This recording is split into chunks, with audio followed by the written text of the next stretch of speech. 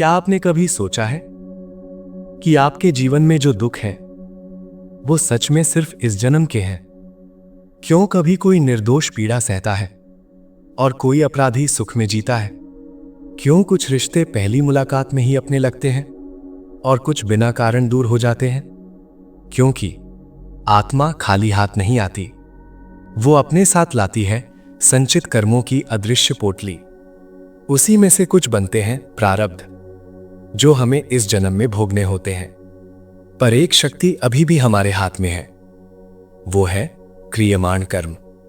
आज का आपका निर्णय आपका अगला जन्म लिख रहा है, और यदि आप कर्ता भाव छोड़ दें तो कर्म भी समाप्त हो सकते हैं। ये कहानी है कर्म के बंधन से मुक्ति की और पुनर्जन्म के अंतिम रहस्य की। क्या आप तैयार हैं अपनी आत्मा की सच्चाई जानने के लिए? जब एक शिशु जन्म लेता है, लोग कहते हैं नया जीवन आया है, पर क्या सच में वो नया होता है?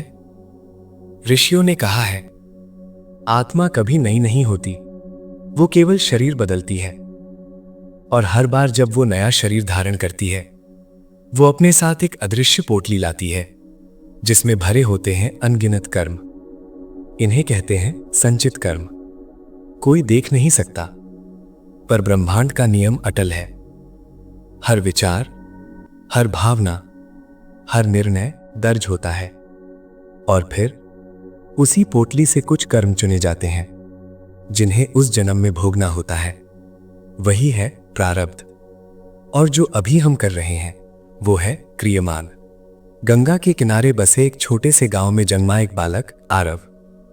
बचपन से ही उसकी आंखों में एक अनजानी गहराई थी, जैसे वो दुनिया को पहचानता हो, पर जीवन ने उसे फूलों की राह नहीं दी। 7 वर्ष की आयु में पिता का देहांत, मां बीमार, घर में गरीबी, अपमान, ताने। गांव वाले कहते भाग्य भूटा है। आरव सोचता, मैंने क्या किया? वो रोज मंदिर जाता, वहां शिवलिंग के सामने बैठकर चुप रहता। वो मानता था कि वहां भगवान शिव विराजमान है। एक दिन उसने रोकर कहा, यदि न्याय है तो ये अन्याय क्यों? मंदिर में सन्नाटा था, पर उसी दिन उसकी जिंदगी बदलने वाली थी। अगले दिन मंदिर में एक वृद्ध तपस्वी आए। उनकी आंखें शांत थीं, पर भीतर बिजली छिपी थी। उन्होंने आरव से कहा, तुम्हारा प्रश्न बहुत पुराना है। आरव चौंका, आप जानते हैं? तपस्वी मुस्कुराए, ये प्रश्न हर आत्मा पूछती है। उन्होंने पूछा, क्या तुम कर्म को जानते हो? आरव बोला, जो करते हैं वही मिलता है। तपस्वी बोले, अगर इतना सरल होता तो नवजात शिशु क्यों रोता? आरव चुप। तपस्वी ने उसे ध्यान में बैठाया। धीरे धीरे उसके सामने अंधेरा छा गया, और फिर एक दृश्य उभरा। वो एक धनी व्यापारी था, धन के लिए निर्दयी, किसानों से भूमि छीनता। एक विधवा के आंसू भी उसे नहीं पिघलाते। दृश्य बदला। वो एक योद्धा था, अहंकार में निर्दोषों को दंड देता। दृश्य फिर बदला। वो एक पंडित था, ज्ञान था पर घमंड भी। तपस्वी बोले, ये सब तुम्हारे ही जन्म है, ये कर्म कहीं गए नहीं। इन्हें कहते हैं संचित कर्म, जैसे बैंक में जमा पूंजी। आरव कांप गया। अब देखो, तपस्वी बोले। दृश्य बदला। एक विधवा रो रही थी। वो वही थी जिसकी जमीन व्यापारी ने छीनी थी। वो आकाश की ओर देखकर बोली, प्रभु, उसे भी ये दर्द समझना होगा। तपस्वी बोले, उसके शब्द श्राप नहीं थे, वो कर्म का बीज था।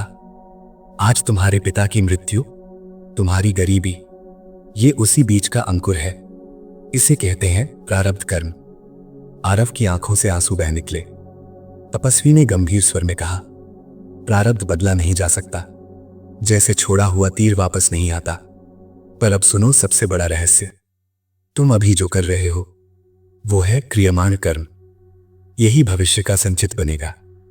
आरव ने पूछा, तो क्या मैं नया भाग्य बना सकता हूं? तपस्वी बोले, मानव जन्म इसलिए मिला है। मां की बीमारी बढ़ी, इलाज के लिए धन नहीं। एक धनी जमींदार ने कहा, मेरे लिए झूठी गवाही दे दो। उसके सामने 2 रास्ते। उसी रात उसने स्वप्न देखा, शिवलिंग के सामने दीप जल रहे हैं, और स्वर आया, दुख प्रारब्ध है, पर निर्णय तुम्हारा है। सुबह उसने इनकार कर दिया। वो मजदूरी करने लगा, दूसरों की मदद करता। एक दिन उसने देखा एक बूढ़ा भूखा है। उसने अपना भोजन दे दिया। उस क्षण उसके भीतर कुछ पिघला। तपस्वी दूर से देख रहे थे। उन्होंने कहा, यही क्रियमाण है, यही भविष्य का प्रकाश है। धीरे धीरे गांव का दृष्टिकोण बदला। जिसे लोग अभागा कहते थे वही अब सहारा बन गया। मां स्वस्थ होने लगी। आरव समझ गया, कर्म दंड नहीं, शिक्षा है। तपस्वी ने अंतिम शिक्षा दी।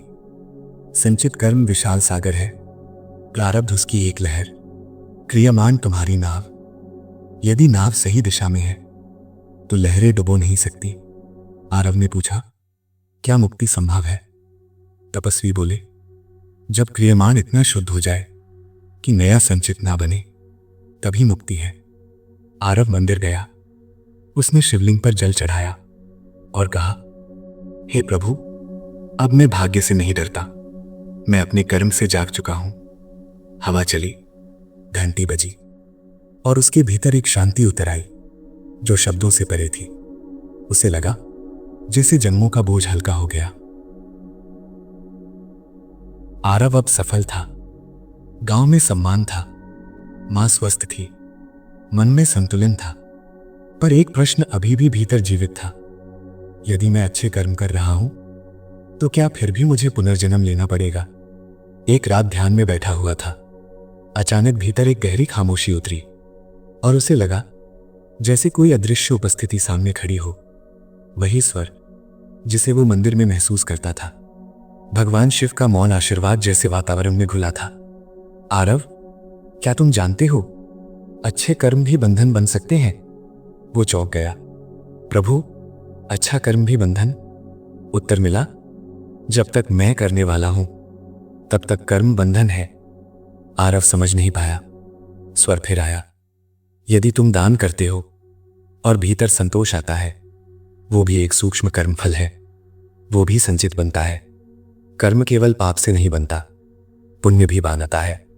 आरव की आत्मा कांप उठी। उसे एक दृश्य दिखा। एक आत्मा प्रकाश से निकलती है, फिर पृथ्वी पर जन्म लेती है, फिर मृत्यु, फिर पुनर्जन्म। स्वर बोला, जब तक संचित शेष है जन्म चलता रहेगा। प्रारब्ध समाप्त होता है पर नया क्रियमाण फिर संचित बन जाता है। यही पुनर्जन्म का चक्र है।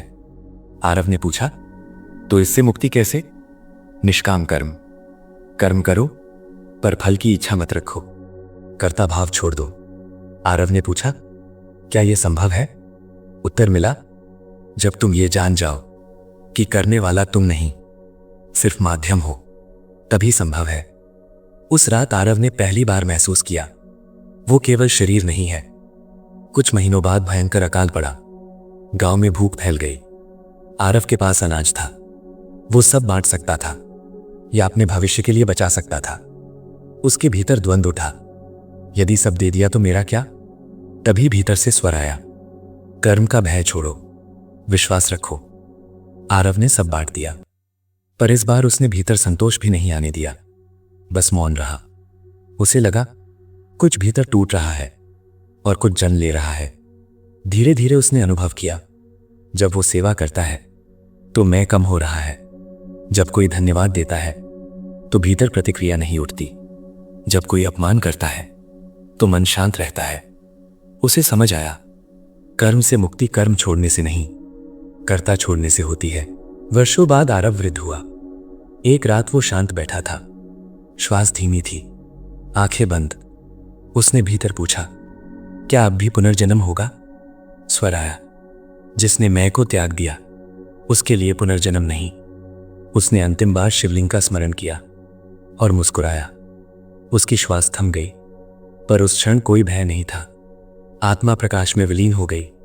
कोई पोटली नहीं थी, कोई शेष संचित नहीं, क्योंकि क्रियमाण अब निष्काम था और कर्ता मिट चुका था। पुनर्जन्म का चक्र रुक गया। बुरे कर्म बंधन है, अच्छे कर्म भी बंधन है, यदि मैं जुड़ा है। निष्काम कर्म मुक्ति का द्वार है। जब कर्ता मिटता है तभी पुनर्जन्म समाप्त होता है। कर्म से भागना अज्ञान है, कर्म में डूबना बंधन है। कर्म को समर्पण में बदल देना मुक्ति है। मुक्ति कर्म छोड़ने में नहीं, कर्ता छोड़ने में है।